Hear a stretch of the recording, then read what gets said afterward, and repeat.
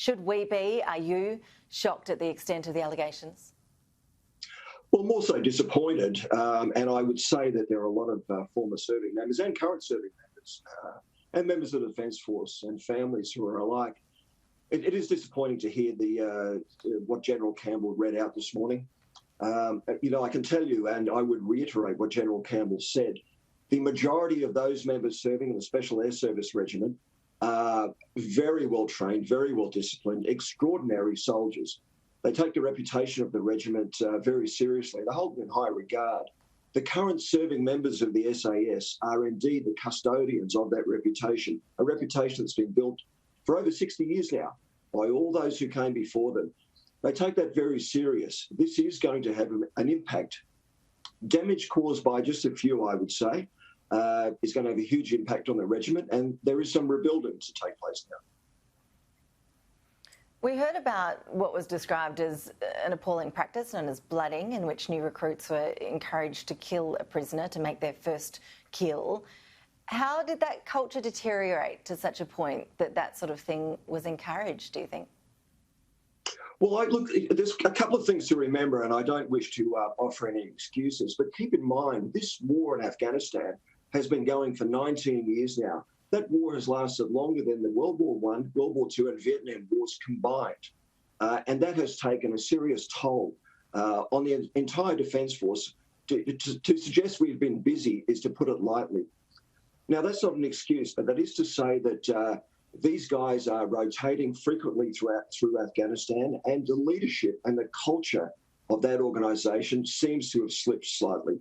Look, keep in mind, as a leader within that group, particularly as an officer, you are dealing with serious alpha males. They take some real leadership, and this organisation has produced those quality leaders. We've seen that in the Defence Force, we've seen that in industry, but it takes a lot of solid leadership. And if you take your eye off the ball for a moment, well, perhaps we're seeing what's happened.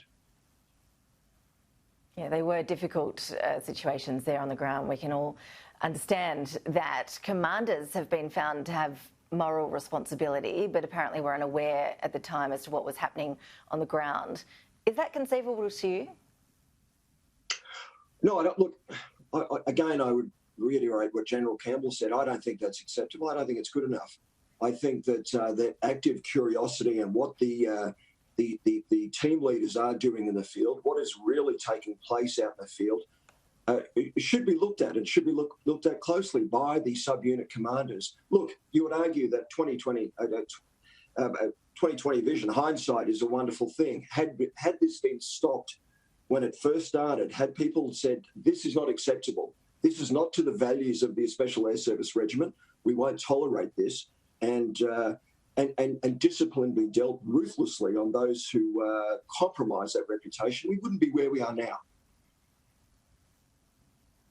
How much responsibility could that catch and kill release policy have, do you think, in terms of feeding into the frustration that personnel clearly felt?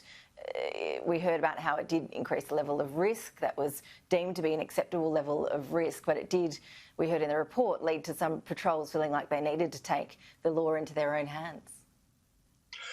Yeah, look, that's true, and I would suggest it does have some level, certainly would be frustrating for the soldiers on the ground.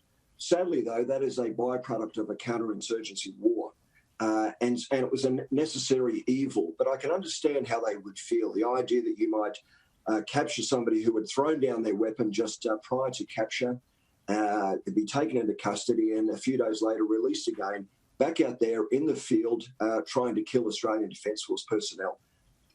After a few months of that, yeah, that would certainly take its toll. The crimes were found not to have happened in the heat of the battle. You argued before that some understanding needs to be given when you consider the context of the stress these men face every day, the conditions they were working under, the fact these people were putting their lives on the line. Do you fear for the mental health of people who were not only caught up with this at the time, but also those who might feel like they were unfairly tarnished? Absolutely. It's certainly a horrible situation. And by the way, I think that, the idea that people are killed outside the immediate battle, well, the SAS, these are extraordinary soldiers.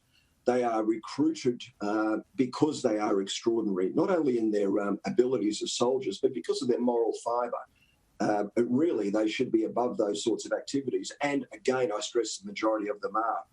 But having continuously been put into that position and be put in that situation certainly does place a lot of stress on a soldier. I would say now, at this point, there are a lot of men and women out there who are struggling with what might come out of this report, what they might have seen, what they might have done in Afghanistan. And again, to all the viewers out there, if you know somebody who was in that position or has been in that position, now's the day to reach out just to check in and make sure they're doing okay.